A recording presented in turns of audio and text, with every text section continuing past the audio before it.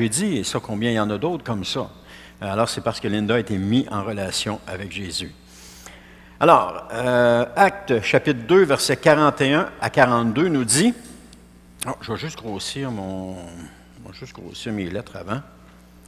Je ne les ai pas grossi. Ce ne sera pas long. Ici. Tiens. Voilà. Oh oui, ça n'a pas l'air de ça sur l'écran d'ordi. Hein? Mais ça va être bon, ça va faire travailler vos yeux. J'avais... voyons, là il manque... Ah, ici. Je m'en viens. C'est parce que là, je vous écoute en même temps, puis là, je suis tout... la misère. C'est bon parce que je me souviens d'avoir fait une prédication à un moment donné, puis la personne qui était au PowerPoint, il n'était pas capable de voir les lettres tellement il n'y avait pas assez de contraste, puis il avait changé complètement le template du PowerPoint. Là, je me retourne et je dis « Hein, c'est pas ce que j'avais choisi. » Parce que quand on le regarde sur l'écran d'ordi, c'est super clair. OK, Actes chapitre 2, versets 41 à 42 nous dit « Ceux qui acceptèrent les paroles de Pierre se firent baptiser, et ce jour-là, environ 3000 personnes furent ajoutées au nombre de croyants. Dès lors, ils s'attachaient à écouter assidûment l'enseignement des apôtres, à vivre en communion les uns avec les autres, à rompre le pain et à prier ensemble. » Il y a un but pour l'Église locale, mais il peut prendre différentes formes. Mais il y a un but. David Jérémia, qui dit « La seule façon dont le corps corporatif de Christ, ou l'Église, accomplira la mission que Christ lui a confiée, est que chaque chrétien ait une vision pour accomplir cette mission personnellement. » Je la répète. Ah ben vous l'avez là. Hein? La seule façon dont dont l'Église, on va raccourcir ça, là, la seule façon dont l'Église accomplira la mission que Christ lui a confiée est que chaque chrétien ait une vision pour accomplir cette mission personnellement. Chaque chrétien ait une vision pour l'accomplir personnellement. On est un corps, mais c'est à cause, si on est un corps, c'est à cause de tous les individus séparément qui le forment. Et lorsqu'on regarde Actes 21, 42, qu'on a vu tantôt, on doit tenir compte d'une chose. C'est que c'était les débuts de l'Église chrétienne. Pierre vient juste de faire sa première prédication, et à ce moment-là, il y a 3000 personnes qui se sont converties. Je ne pense pas qu'ils ont trouvé une grande salle de 3000 personnes à Jérusalem, puis qu'ils se sont réunis là en disant « Voici la première Église du Seigneur, on est 3000 membres. » Parce que pas longtemps après, je pense qu'il y en a eu encore 3000. Après la deuxième prédication, il y était encore 3000, je serais rendu à 6000. Pierre était vraiment performant. Vraiment, mais ce n'est pas Pierre qui l'était, c'était le Saint-Esprit qui l'était. Mais je pense qu'à partir de ce moment-là, ils se sont regroupés pour former plusieurs églises, je pense. Parce que 3000 personnes, rassembler ça d'un coup, c'est pas évident. Mais qu'importe ce qu'ils ont fait, dans cette Église, ils faisaient une chose, ils s'attachaient à écouter assidûment les enseignements des apôtres. Je les répète, là. Ils cherchaient à vivre en communion les uns avec les autres. Ils prenaient le repas du Seigneur puis priaient ensemble. Ce sont de bons principes. Ce sont encore des principes qui sont appliqués dans l'Église aujourd'hui. Ce n'est pas quelque chose qui était passager, ce n'est pas quelque chose qui n'existe plus, ils sont encore appliqués. Mais la forme est un peu différente. Parce que le contexte est différent. Premièrement, si on regarde juste le contexte, l'Église primitive, le contexte, ils vivaient dans un pays, pour avoir été à Jérusalem au mois d'octobre, il faisait encore 20 degrés. Ici, il ne fait pas 20 degrés au mois d'octobre. On est plus dans les alentours de 8-10, avec quelques journées qui fait beau. Mais on est plus dans le 8-10. Donc, la forme est différente à cause du contexte. Et je vous ai parlé tantôt un matin du modèle comme une auto, comme par exemple la couleur, le modèle des lumières, les roues, les accessoires peuvent être différents.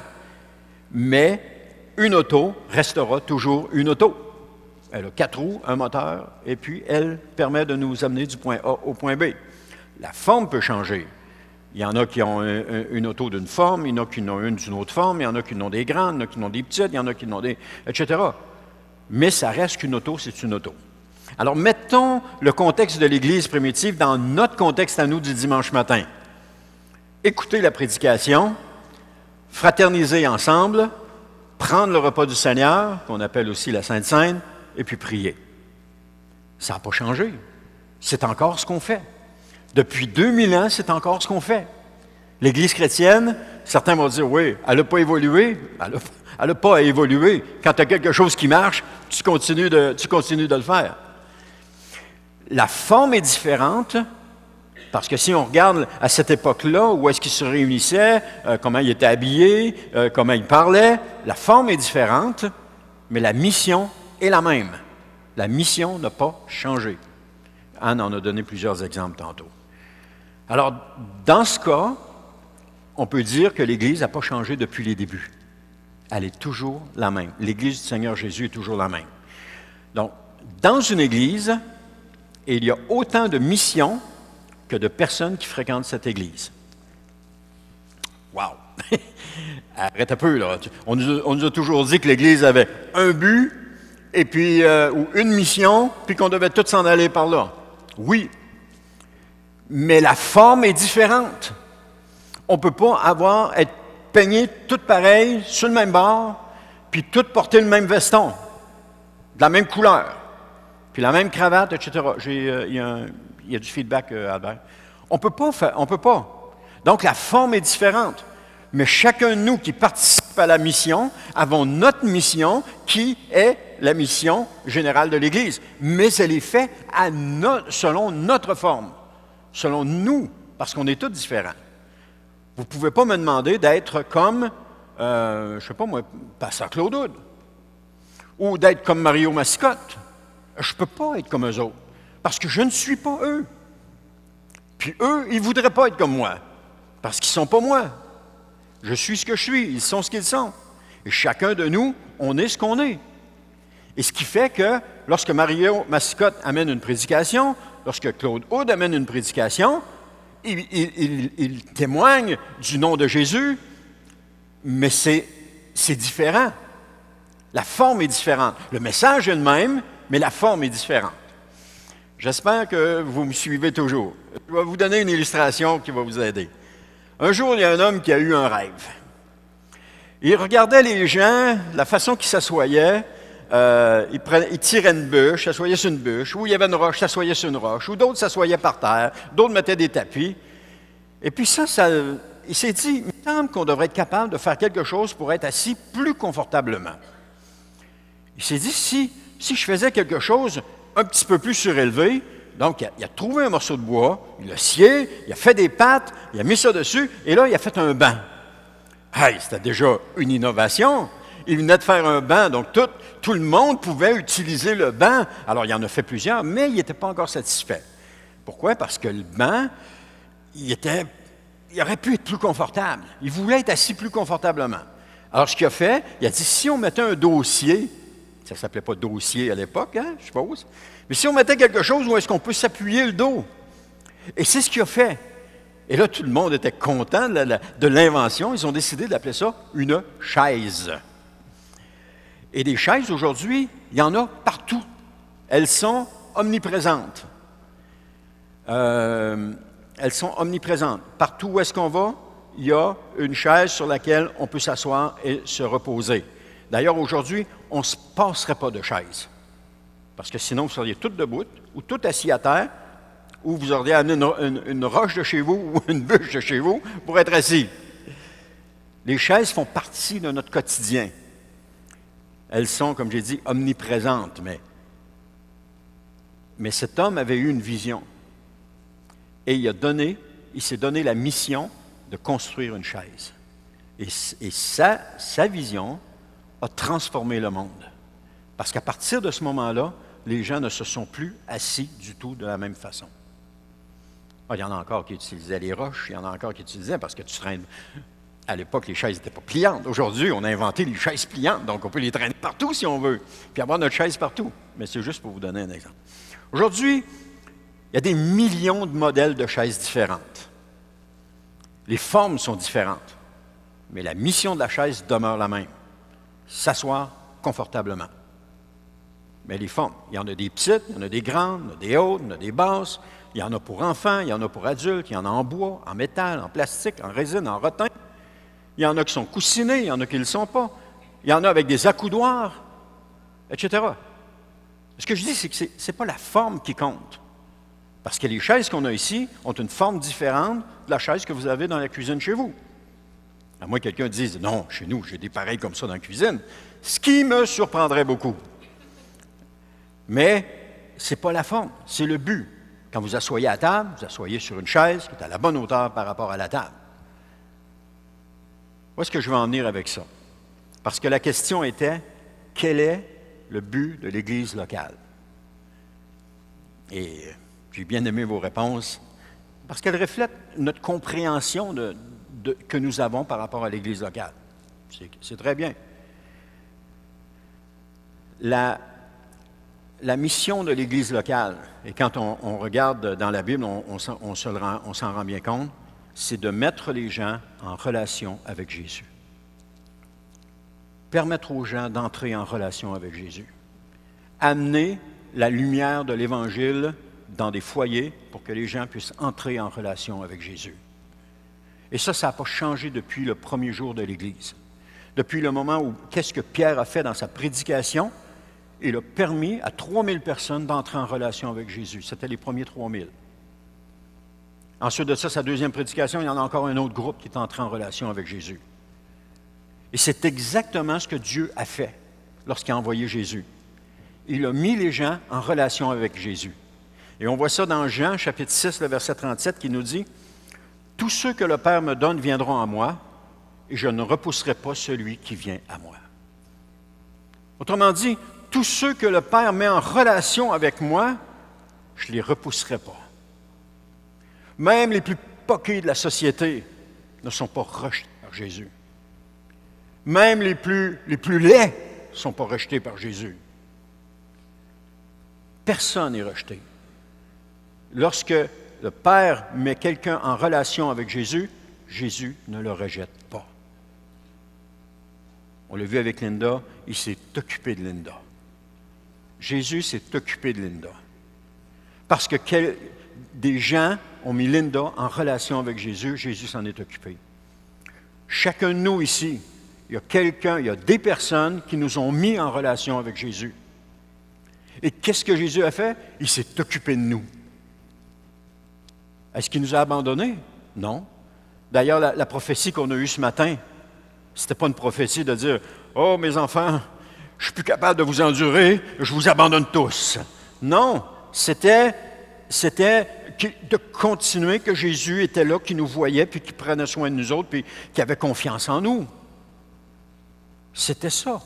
C'était de continuer que Jésus ne nous abandonnait pas. Si on est chrétien, comme j'ai dit tantôt, c'est parce qu'il y a quelqu'un qui nous a mis en relation avec Jésus. Et ensuite de ça, Jésus s'est occupé de nous. Et la relation, c'est le fun de voir ça. Si je prends mon exemple à moi, on a donné notre vie au Seigneur, et ensuite de ça, parce qu'il y avait quelqu'un, des personnes, dans le passé, qui nous avaient témoigné de Christ, puis qui nous avaient parlé de Jésus. Puis on voulait rien savoir. Sauf qu'une fois, on est invité par un chrétien qui nous avait parlé de Jésus à une épluchette de blé d'Inde. C'est tous des chrétiens. En arrivant, on nous serre la main. Que Dieu vous bénisse. Tabarnouche, on a fait un saut. Mais c'était comme ça. Et puis après ça, il y a quelqu'un qui nous donne son témoignage à Anne et à moi. Et ce soir-là, on accepte le Seigneur Jésus. Et ensuite de ça, est-ce qu'ils nous ont laissé tomber? Non. Il viendra à l'Église. Il viendra entendre la prédication. Il viendra entendre le pasteur. Il viendrait faire la connaissance. Il y a d'autres personnes dans l'Église. Il n'y a pas juste nous. Ensuite de ça, après l'Église, hey, venez prendre un café à la maison. On est le dimanche soir, là. On travaille le lendemain, là. Puis on est dans une église à Pont-Rouge qui est à une demi-heure de Québec, là. OK, on va aller prendre un café. Et puis là, on est dans la cuisine. Et puis on parle du Seigneur tout le temps, là, jusqu'à minuit, 1h du matin. Un moment donné, on dit, on va y aller, on travaille demain. Et puis, on a des questions. Anne avait des questions. Et puis, il y a quelqu'un avec sa Bible qui répond à toutes les questions qu'Anne a là. Ces gens-là nous ont mis en relation avec Jésus. Ensuite de ça, Jésus s'est occupé de nous. Jésus nous a parlé. Jésus nous a conduits. Jésus nous a dirigés. Jésus a guéri en nous des blessures qui étaient là. Jésus a changé notre façon de voir les choses. Jésus nous a transformés. Pourquoi? Parce qu'il y a quelqu'un à un moment donné qui nous a mis en relation avec Jésus et que Jésus n'allait pas nous abandonner. Lorsque Jésus était sur la terre, il y a des milliers de personnes qui sont entrées en relation avec lui. Les plus proches ont été les apôtres. Il y a eu aussi d'autres personnes comme Nicodème, qui est venu voir Jésus de nuit, qui est entré en relation avec Jésus. Joseph de la ville d'Arimathée, celui même qui a décroché le corps de Jésus sur la croix et qui l'a mis dans un tombeau. Jean-Baptiste. Il y a eu la femme syro-phénicienne qui est venue voir Jésus c'était une guérison pour sa fille, je pense. En tout cas, c'est pas grave. Et puis, il y a dans la région, c'est juste quelques exemples que je vous donne comme ça, dans la région de Gadara, l'homme qui fut délivré des démons est entré en relation avec Jésus. Il a dit, « Jésus, tu m'as délivré, je suis content, je veux te suivre. » Le Seigneur a dit, « Non, tu ne me suis pas. Va vers les gens de ta maison, va vers les gens de ton pays, puis raconte-leur ce que j'ai fait pour toi. » Il est entré en relation avec Jésus et il est devenu le premier évangéliste. Jésus n'avait pas encore envoyé ses apôtres en mission, il est devenu le premier évangéliste. Parce qu'il est entré en relation avec Jésus. Sinon, il serait mort et puis il serait allé en enfer. Il serait mort éternellement. Mais il est entré en relation avec Jésus. Ensuite de ça, c'était quoi le ministère des apôtres? Ça a été de mettre les gens en relation avec Jésus. Qu'est-ce qu'ils ont fait? Ils l'ont fait par la prédication, ils l'ont fait par des guérisons, ils l'ont fait par des prophéties, à travers des voyages missionnaires, ils l'ont fait aussi à travers la prière. Ils ont mis les gens en relation avec Jésus. Qu'importe la forme. Pierre, c'était pas Paul, puis Paul, c'était pas Pierre. Pierre n'était pas Jean, puis Jean n'était pas Jacques, puis Jacques n'était pas Philippe. Ils étaient tous différents. Et ils annonçaient la parole du Seigneur. Ils mettaient les gens en relation avec Jésus selon leur forme à eux, comme la chaise de tantôt. Chez vous, vous avez des chaises d'une forme. Chez nous, j'en ai d'une autre forme. Ici, il y en a d'une forme. Et puis, ils sont toutes différents. Mais ce n'est pas la forme qui compte, c'est le but. C'est aussi ce que Paul, Barnabas, Silas, Marc et Luc ont fait. Luc, par son évangile, a mis des millions de personnes en relation avec Jésus. Marc, la même chose, avec son évangile. Paul, par ses voyages missionnaires, par ses épîtres, a mis des millions de personnes en relation avec Jésus. Même après sa mort, il continue de mettre des gens en relation avec Jésus. Ensuite de ça, ça s'est perpétré jusqu'à nous, les disciples des disciples, etc. Il y a eu lors de la Réforme, John Wesley, Martin Luther, Dwight Moody, George Williams, qui ont mis les gens en relation avec Jésus. Plus près de nous, David Wilkerson, Billy Graham, décédés les deux, mais qui ont eu un impact dans leur génération, qui ont mis des gens en relation avec Jésus. David Wilkerson, quand vous écoutez juste le film, ça fait déjà plusieurs années, je pense que ça date des années 80, où est-ce que Nicky Cruz est une de ces personnes que David Wilkerson a mis en relation avec Jésus et qui a été complètement transformée par Jésus. Aujourd'hui, Nicky Cruz, qui était un membre de gang, un chef de gang, je pense, aujourd'hui est un prédicateur de l'Évangile. C'est incroyable, c'est extraordinaire, c'est incroyable, c'est extraordinaire. Il y a eu les téléévangélistes, il y a encore des téléévangélistes. Il y a des auteurs de livres chrétiens qui ont mis des gens en relation avec Jésus. Il y a des pasteurs de différentes dénominations dans des églises qui mettent à chaque semaine des gens en relation avec Jésus. Des hommes, des femmes qui sont impliqués dans la moisson. Chacun d'eux répondant au commandement de Jésus de mettre des gens chacun d'eux répondant au commandement de mettre des gens en relation avec Jésus. Donc, la vision de Dieu n'a pas changé, parce que Dieu dit qu'il est le même éternellement. Elle n'a pas changé. Sa vision, sa mission est toujours la même. Mettre les gens en relation avec Jésus. Parce que Jésus est la personne la plus importante. Jésus est celui qui ne nous abandonne pas.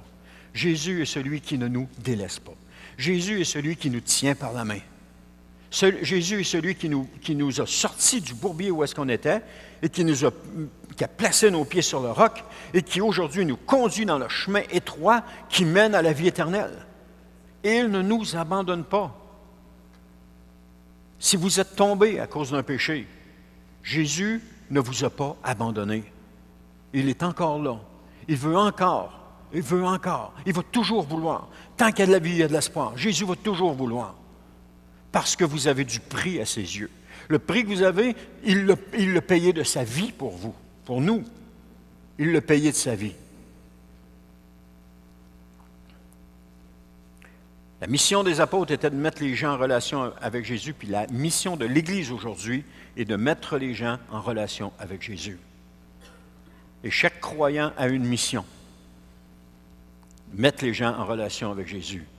Et la forme peut être différente.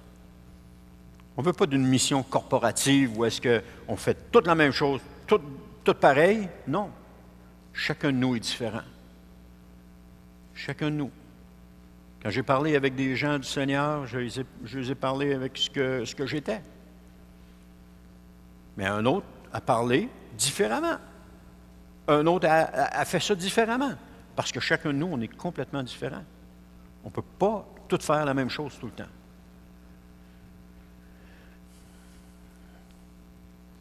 Aujourd'hui, on fabrique, je parlais des chaises, on fabrique toutes sortes de chaises. Ils ont différentes formes, ils ont différentes couleurs, ils ont différentes textures. La vision d'une chaise n'a jamais changé depuis le début. 4 pattes, un siège, un dossier, et puis en extra des accoudoirs. Maintenant, si je vous donnais la mission de fabriquer une chaise, à chacun de vous, je disais, bon, mais OK, on va se donner la mission, la nouvelle mission de l'Église, c'est que vous fabriquiez une chaise. Elle serait toute différente. Il y en a qui auraient des couleurs sobres, d'autres auraient des couleurs extravagantes, il y en a qui auraient même des chaises fluorescentes, il y en a d'autres que les 4 pattes ne seraient pas égales, puis il y en a d'autres qu'à force de vouloir les mettre égales, il n'y en aurait plus pantoute. Elles seraient toutes différentes. Il n'y en a pas une qui serait pareille. Parce que nous sommes tous différents. Puis si j'essaie de copier le modèle d'un autre, j'y arriverai pas. J'y arriverai pas. Je vais me ramasser avec une chaise, avec un modèle copié, puis ça ne marchera pas, là, mon affaire. Alors, c'est un peu ça. Parce que la mission prend la forme que chaque croyant voudra bien lui donner, dans sa personnalité. Je prends encore un exemple. Je prends des exemples vivants. Okay? Carmen, quand elle témoigne de Christ à quelqu'un, c'est pas Anne-Marie qui témoigne. C'est Carmen. C'est différent. Mais c'est pas moins, c'est pas plus, c'est différent. C'est tout. Et c'est pour ça qu'il ne faut pas se comparer. Ah, moi, j'aimerais ça témoigner comme Carmen. Le Seigneur dit, ouvre ta bouche, je vais te la remplir. Commence par ouvrir ta bouche. Mais tu ne témoigneras jamais comme Carmen, tu vas témoigner comme toi. Parce qu'on est différent. La forme est différente. C'est comme si on demandait à chaque personne de... Non, c'est ça, je l'ai parlé des chaises. Hein? Donc, que se passerait-il si l'Église embrassait cette mission? La mission de mettre les gens en relation avec Jésus. Premier abord, il y a beaucoup de problèmes qui disparaîtraient. Beaucoup. Parce que lorsque les gens sont en relation avec Jésus, et on a eu un très bon témoignage de ça tantôt, voici ce qui se passe en eux. Leur comportement change. Leur attitude change. Leur tenue vestimentaire change. Leur langage change. Leur pensée change. Ils délaissent leurs mauvaises habitudes.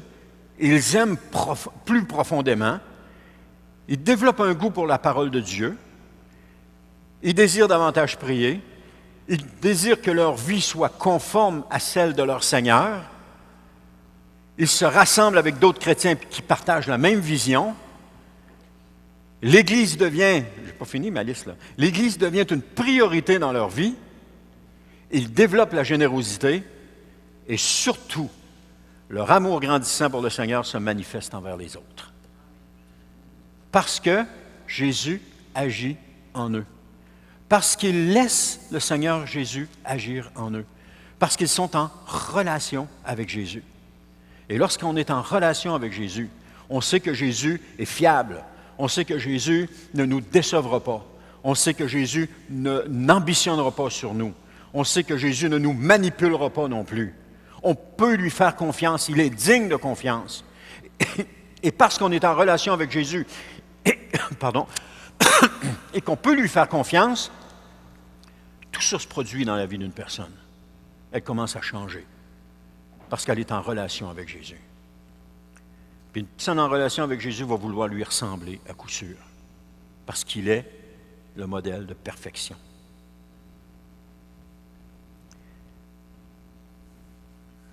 Et cette personne-là poserait toujours la même question. Qu'est-ce que Jésus ferait à ma place? Dans telle ou telle situation. Qu'est-ce que Jésus ferait à ma place? C'est bon des fois de se poser la question. Ainsi, toute discorde dans l'Église disparaîtrait. La haine ferait place à l'amour. La compréhension ferait place au jugement.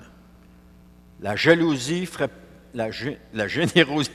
J'ai écrit la jalousie ferait place à la générosité. Oui, c'est ça. La jalousie ferait place à la générosité. Oui, c'est correct. Et la colère ferait place à la paix, etc. Il y aurait, à mon avis, une véritable révolution dans l'Église. Parce que chacun de nous, voulant être en relation avec Jésus, il y aurait une révolution. Il y aurait un changement profond dans l'Église. En conclusion,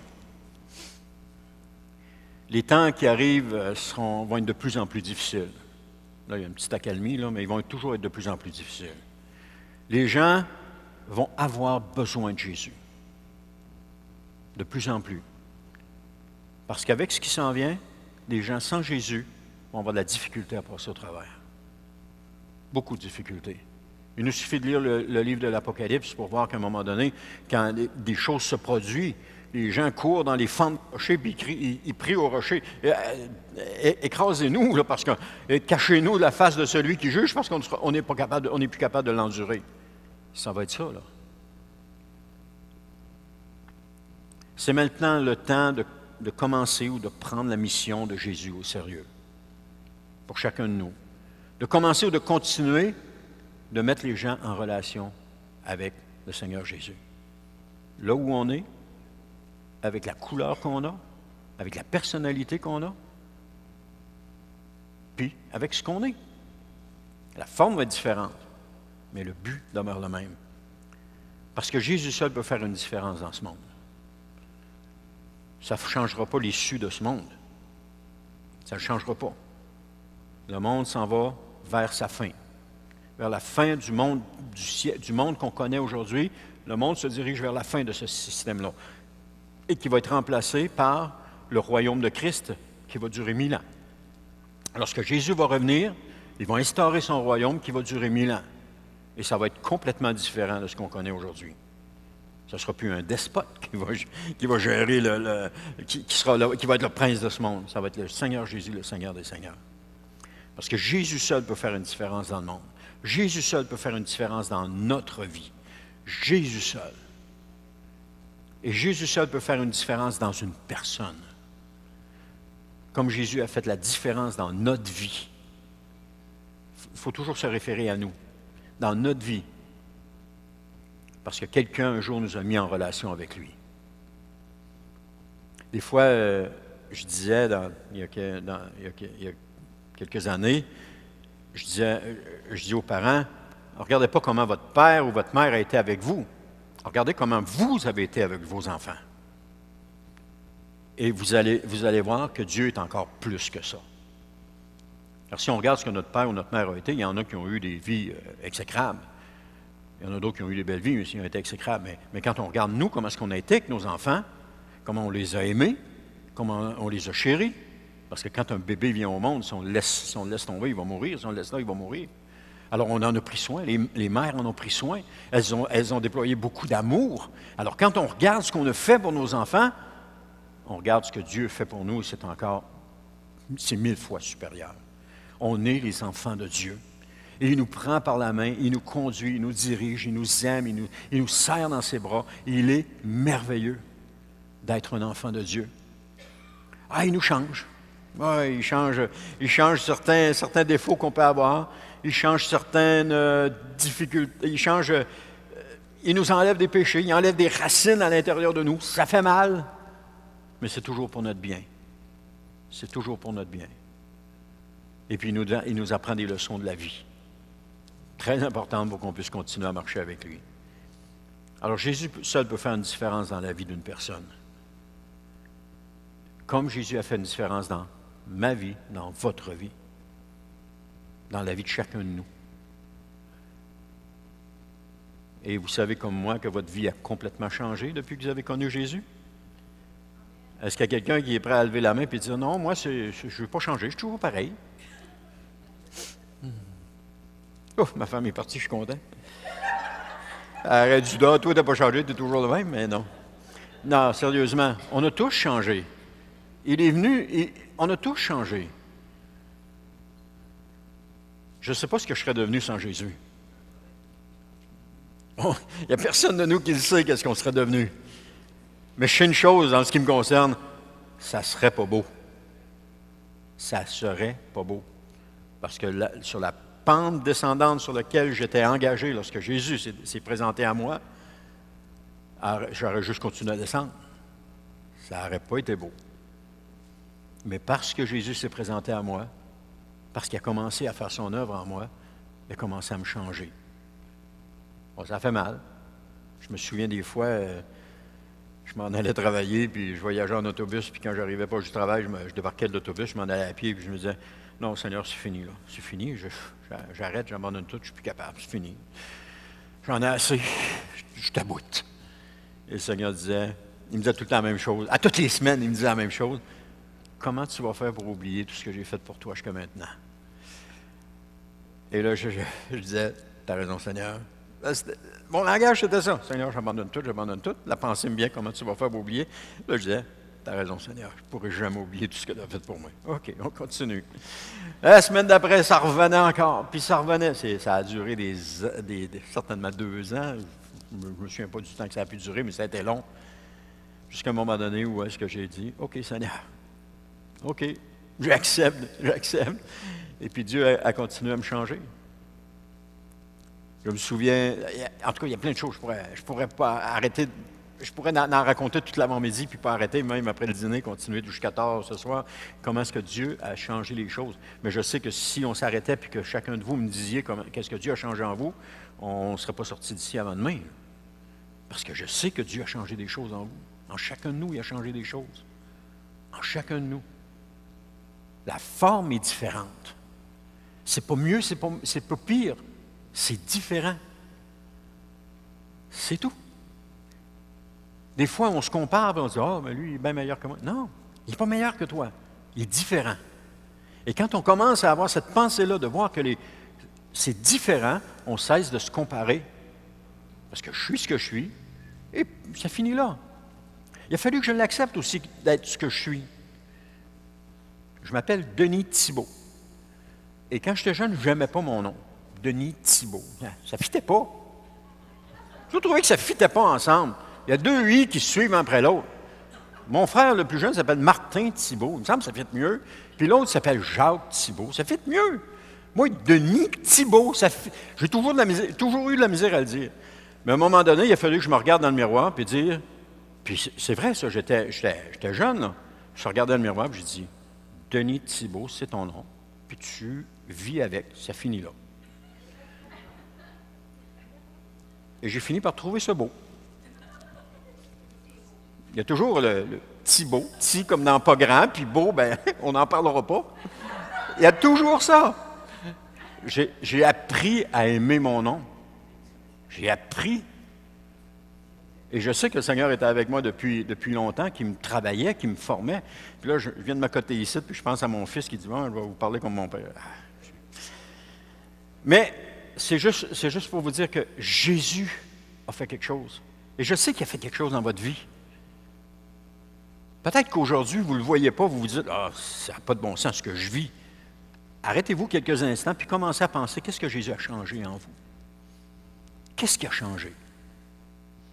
Je me souviens d'une époque, je divague un peu là, mais je me souviens d'une époque où est-ce que... Je change de bord.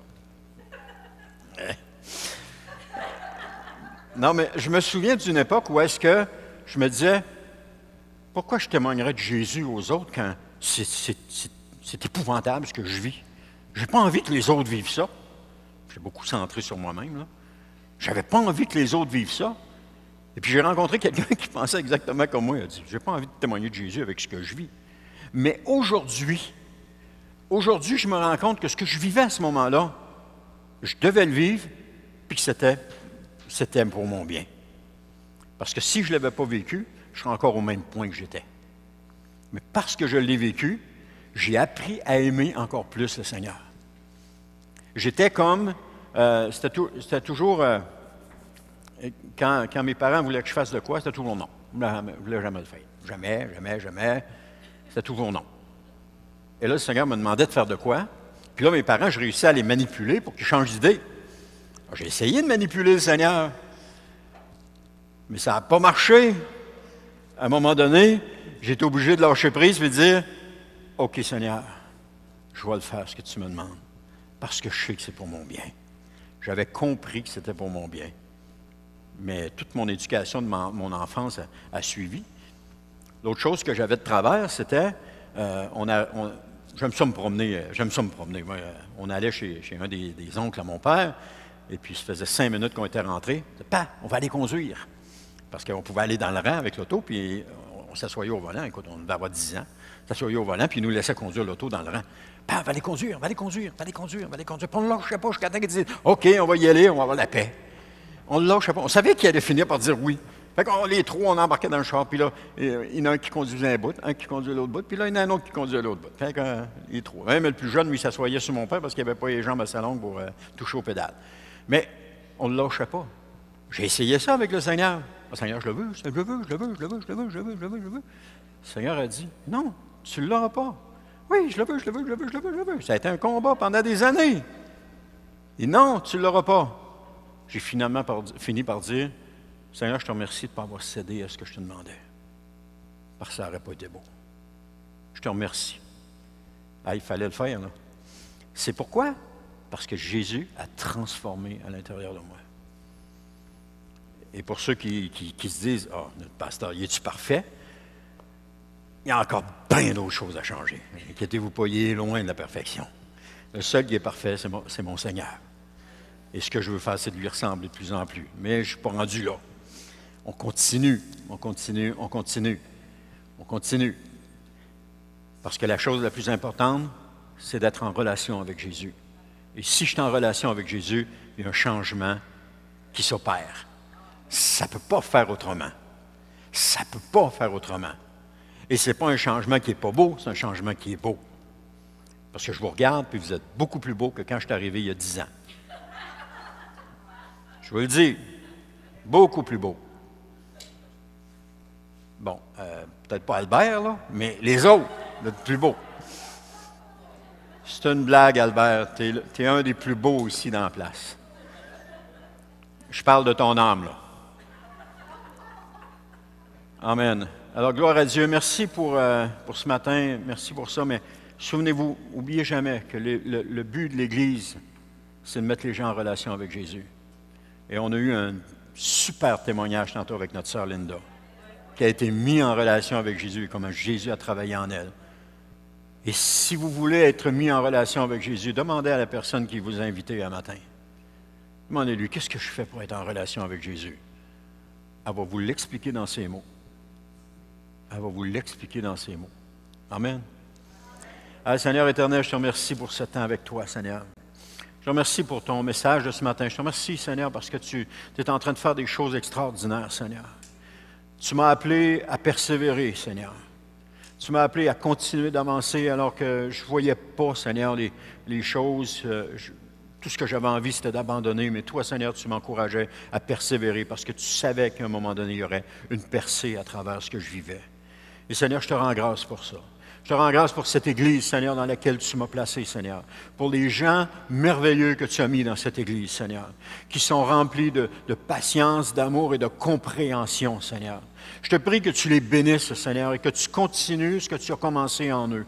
Je te prie aussi que tu fortifies ceux qui sont abattus, que tu relèves ceux qui sont écrasés par terre à cause de l'ennemi. Je te prie, Seigneur, que tu pardonnes, Seigneur, ceux qui vivent la difficulté avec le péché. Et je te prie, Seigneur, que tu donnes la victoire à ceux qui pensent qu'il n'y a plus de victoire dans leur vie. Je te prie, Seigneur, que tu continues de travailler en chacun de nous, Seigneur, jusqu'à ce que tu reviennes, parce que tu reviens bientôt, Seigneur. Et je sais, Seigneur, que lorsque tu vas revenir, Seigneur, lorsque nous allons lever les yeux au ciel pour te voir, Seigneur, il va y avoir une joie immense à l'intérieur de nous. une joie grandissante, Seigneur, à l'intérieur de nous. Alors je te prie, Seigneur, que le message de ce matin, Seigneur, puisse toucher les cœurs. Pour ceux qui l'ont écouté sur Internet, Seigneur, je te prie que ça vienne les chercher là où ils sont, Seigneur, et que tu puisses continuer l'œuvre que tu as commencée en eux, Seigneur éternel. Père, c'est dans le nom de Jésus que je t'ai prié. Amen. Gloire à Dieu. Alors, bonne semaine, frères et sœurs, que Dieu vous bénisse.